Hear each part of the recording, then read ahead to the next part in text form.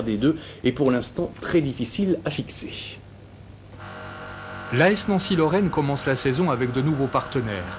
Les ballons viennent d'une entreprise de Gérard May et les maillots sont fournis par une firme britannique.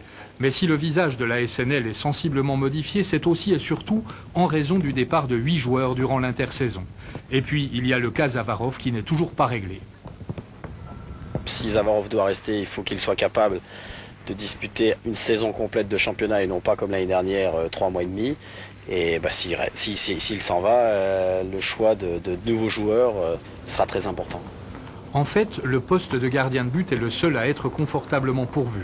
Avec Branger et Schneider, la SNL peut se permettre de prêter 20 B à Charleville.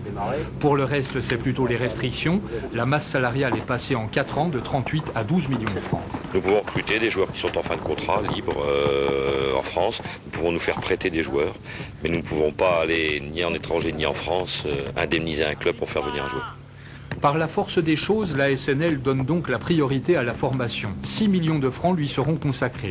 Le club a droit à un effectif de 18 joueurs.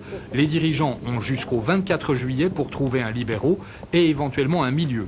On comprend que Rouillet soit prudent dans ses pronostics. Pour rester très réaliste, annoncer des objectifs, c'est complètement quelquefois un peu idiot parce que si on se plante, ça fait très mal.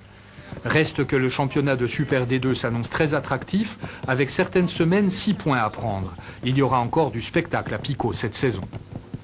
Un sujet